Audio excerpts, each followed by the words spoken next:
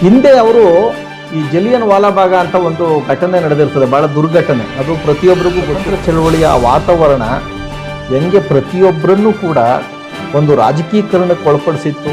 ಆ ರೀತಿ ಆ ಮಣ್ಣನ್ನು ತೆಗೆದು ಅವನು ಊಟದ ಬಾಕ್ಸ್ಗೆ ಹಾಕೊಂಡು ಅದನ್ನು ಕಾಪಾಡ್ಕೊತಾನೆ.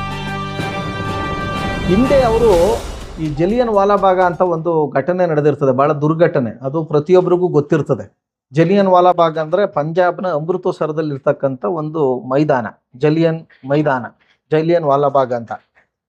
ಭಾರತದ ಸ್ವತಂತ್ರ ಚಳುವಳಿ ಭಾಳ ತೀವ್ರ ರೂಪ ಪಡೀತಾ ಇದ್ದಂಥ ಒಂದು ಟೈಮು.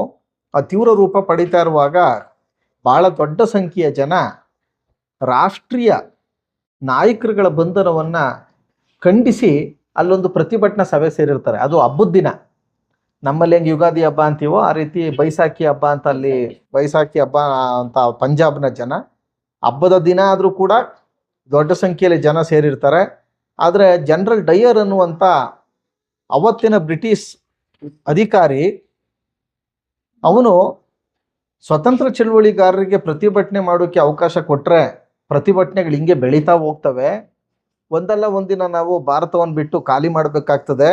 ಅದಕ್ಕೆ ನಾವು ಕ್ರೂರವಾದ ರೀತಿಯಲ್ಲಿ ದಮನ ಮಾಡಿದ್ರೆ ಭಯಪಡಿಸಿ ಸ್ವತಂತ್ರ ಹೋರಾಟವನ್ನೇ ಇನ್ನಿಲ್ದಂಗೆ ಮಾಡಬಹುದು ಅನ್ನುವ ಒಂದು ಉದ್ದೇಶ, ಒಂದು ಪಿತೂರಿ ಇಟ್ಕೊಂಡು ಶಾಂತಿಯುತವಾಗಿ ಒಂದು ಮೈದಾನದೊಳಗೆ ಸೇರಿದ್ದಂಥ ನಿರಾಯುಧವಾದಂಥ ಜನರನ್ನ ತಪ್ಪಿಸ್ಕೊಂಡು ಓಡೋಕ್ಕೆ ಹೋಗುವಂಥ ಎಲ್ಲ ಅವಕಾಶಗಳಿರುವಂಥ ಗೇಟ್ಗಳು, ಬಾಗಿಲುಗಳೆಲ್ಲನೂ ಬಂದ್ ಮಾಡಿ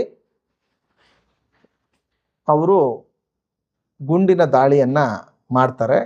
ಅವನು ಎಷ್ಟು ಕ್ರೂರವಾಗಿದ್ದ ಅಂದರೆ, ನಾನು ಆರಿಸಿದ ಒಂದೇ ಒಂದು ಗುಂಡು ವ್ಯರ್ಥ ಆಗಲಿಲ್ಲ ಅನ್ನೋಂಥ ರೀತಿಯಲ್ಲಿ ಹೇಳಿಕೆಯನ್ನು ಕೊಡ್ತಾನೆ. ಬ್ರಿಟಿಷ್ ಪ್ರಭುತ್ವ ಎಷ್ಟು ಕ್ರೂರವಾಗಿತ್ತು, ಎಷ್ಟೊಂದು ಕೆಟ್ಟದಾಗಿ ನಡ್ಕೋತು ಅಂತ. ಆ ಟೈಮಲ್ಲಿ ಜಲಿಯನ್ ವಾಲಾಬಾಗ ನಡೆಯುವಂಥ ಒಂದು ಟೈಮಲ್ಲಿ ಭಗತ್ ಸಿಂಗ್ ಒಬ್ಬ 12 ವರ್ಷದ ಒಬ್ಬ ಶಾಲಾ ಬಾಲಕ. ನಾವು ಮಕ್ಕಳಿಗೇನು ಗೊತ್ತಾಗಲ್ಲ ಅಂತಲೇ ಹೇಳ್ತಾ ಇರ್ತೀವಿ. ಆದರೆ ಸ್ವತಂತ್ರ ಚಳವಳಿಯ ವಾತಾವರಣ ಹೆಂಗೆ ಪ್ರತಿಯೊಬ್ಬರನ್ನು ಕೂಡ ಒಂದು ರಾಜಕೀಕರಣಕ್ಕೆ ಒಳಪಡಿಸಿತ್ತು ಅನ್ನುವಂಥದ್ದಕ್ಕೆ ಇದೊಂದು ಉದಾಹರಣೆ. 12 ವರ್ಷದ ಒಬ್ಬ ಬಾಲಕ, ಅವನು ಶಾಲೆಯಿಂದ ಬಂದವನು, ಏಕೆಂದರೆ ಮನೆಗೆ ಈ ಥರ ಗೊತ್ತಾಗ್ತದೆ, ಬಂದವನು ಮೈದಾನಕ್ಕೆ ಹೋಗಿ ಮೈದಾನದಲ್ಲಿ ಆ ಮೈದಾನ ಪೂರ್ತಿ ರಕ್ತ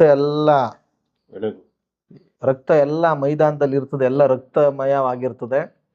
ಅದರಲ್ಲಿ ಒಂದು ಧರ್ಮದ, ಒಂದು ಜಾತಿಯ ಜನರ ರಕ್ತ ಅಲ್ಲಿಲ್ಲ. ಈಗ ನೀವು 16,000 ಜನ ಸೇರಿದ ಒಂದು ಸಭೆಯಲ್ಲಿ 100 ಜನ ತೀರೋಗ್ಬಿಟ್ಟು ಅಷ್ಟೊಂದು ಜನರ ರಕ್ತ ಬಿದ್ದಾಗ ಇದು ಯಾವ ಜಾತಿ ರಕ್ತ, ಯಾವ ಧರ್ಮದ ರಕ್ತ ಅಂತೇಳಿ ನಾವು ವಿಂಗಡಿಸೋಕ್ಕಾಗಲ್ಲ. ಆ ರೀತಿ ಆ ಮಣ್ಣನ್ನು ತೆಗೆದು ಅವನು ಊಟದ ಬಾಕ್ಸ್ಗೆ ಹಾಕ್ಕೊಂಡು ಅದನ್ನು ಕಾಪಾಡ್ಕೊತಾನೆ.